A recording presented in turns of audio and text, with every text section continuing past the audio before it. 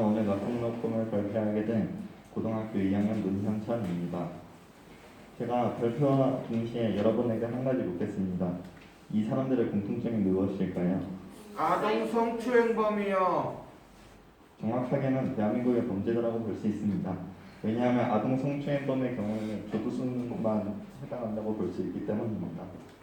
자, 그래서 제가 먼저 이 사람들에 대해서 간단하게 짚고 넘어갈 것인데, 우선 유영철이라고 들어보셨는지는 잘 모르겠지만 이 사람이 어떤 사람이냐면은 자기가 검거 당시에 경찰들에게 한 말이 있습니다.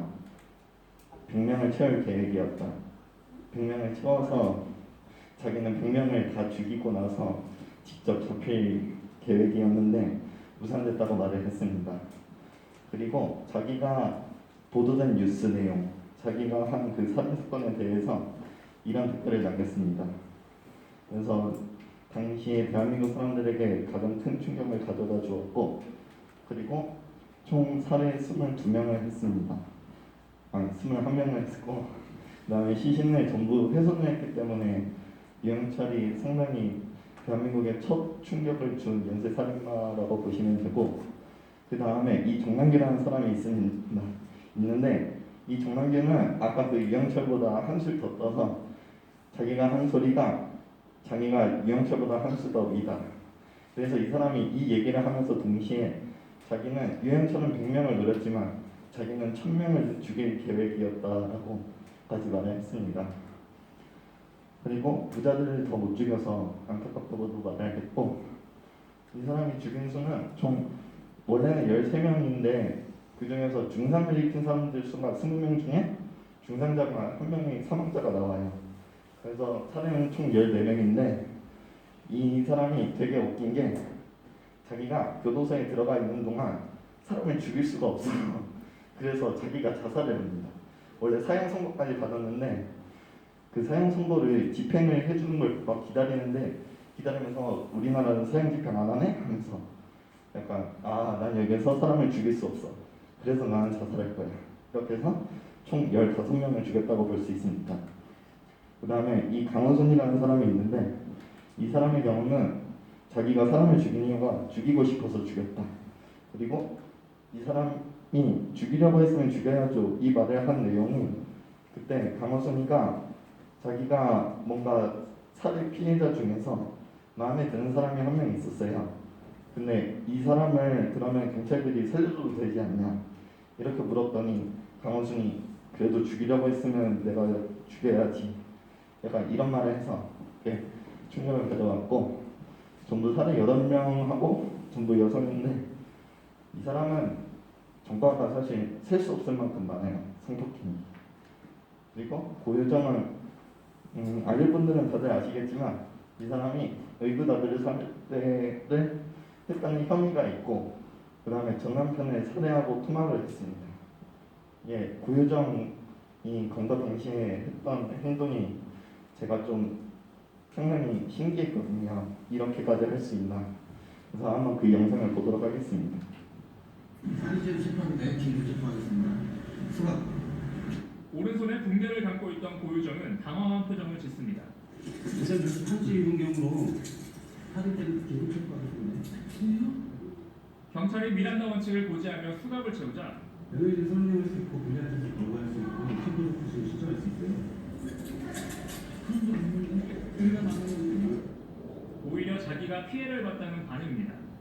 고유정은 전 남편의 성폭행의 저항에 우발적으로 살해했다고 주장하고 있는데 체포 때부터 그런 정황을 내비치기 위해 치밀하게 대응했던 걸로 해석됩니다. 고유정이 이렇게 영상을 보고 제가 꽤 충격을 받았던 이유가 그게 지금까지 잡혔던 범죄자들의 경우는 잡혔을 때 반응이 전부 되게 당황하거나 약간 막 엄청 떨면서 도망을 가거나 아니면 아까 전에 정남규, 이영철, 강호순의 경우는 그냥 약간 자기 상황을 다 받아들였거든요. 근데 고유정은 유일하게 되게 미리 다 준비를 한 거예요. 자기가 경찰한테 잡힐 걸 알고 잡히고 나서 어떻게 반응을 할까. 시나리오를 다 짜놓은 상태로 연기를 했다고 이미 심리학자들이 다 그렇게 얘기를 한 부분입니다. 그리고 이제부터 제 발표가 시작이 됩니다. 자, 이들의 정체를 밝혀낸 사람들이 누구일까요? 바로 대한민국의 경찰들입니다. 네, 저는 제 꿈을 경찰로 정하게 되었습니다. 제 꿈이 경찰이 된 계기를 몇 가지는 일단 형사에 대해서 알아보고 갈 건데, 제 꿈은 경찰, 그 중에서도 형사인데요. 형사가 어떤 정의를 가지고 있냐면, 일반적으로 범죄 수사 및 범죄자의 체포를 직무로 하는 사법경찰관의 형사라고 이름합니다. 이 형사의 경우는 범죄자를 체포하기 위해서 특화가 되어 있기 때문에 제복을 입고 있지 않아요. 제복을 입고 있는 경우에는 범죄자들이 경찰이 쪽에서 오면 경찰이네? 하고 탁 튀어서 도망칠 수가 있잖아요. 그렇기 때문에 형사들의 경우는 전복 수사를 약간 되게 직접적으로 하기 때문에 사복을 입는 게 허용이 되는 유일한 경찰관입니다. 그리고 일단 형사의 체포할 수 있는 방법이 세 가지가 있는데, 첫 번째로 체포영장에 의한 체포는 검사의 신청으로 법관이 발부한 영장입니다 하면서 체포를 할 수 있고, 두 번째로 긴급체포의 경우는 영장 발부를 할 시간이 부족할 경우, 그럴 경우에 경찰이 자기 생각하에서 일단 체포를 할 수 있습니다. 그리고 현행범 체포는 그냥 지금 범행 저지르고 있는 사람, 그 사람을 체포할 수 있고, 그다음에 제가 형사가 되고 싶은 이유는, 일단은 저는 범죄 피해자들과 그 범죄자들 중에서도 양심은 살아있는 사람들, 그런 사람들에게 일단 좀 희망을 전해주고 싶어요. 아직 늦지 않았다. 뭐 이미 망할 대로 망했다고 생각을 하겠지만 그래도 아직 늦지 않았다. 이러면서 일단 복음을 먼저 전해주고 싶고요. 그 다음에 범죄 피해자 위로인데, 이게 범죄 피해자라고 해서 약간 성폭행 피해자 아니면 살인 피해자라고 생각을 하시면 안 되고, 범죄 피해자는 그런 피해자들의 주변 사람들한테까지 다 내용이 복합적으로 되는 그런 용어라고 생각하시면 좋겠습니다. 그리고 솔직히 범죄자들 찾고 나서 아까 고유정처럼 그럴까 안 그럴까 좀 관찰을 좀 해보고 싶어요. 그 다음에 제가 형사가 만약에 되면 꼭 해보고 싶은 게 7가지가 있는데, 먼저 첫째로는 일단 복음 전파, 그 다음에 남동 피해자의 체포를 자연스럽게 하면서 좀 몇 대 때려주고 그렇게 한번 하고 싶고, 그 다음에 피해자에게 꼭 위로의 한마디를 건네주고 싶습니다.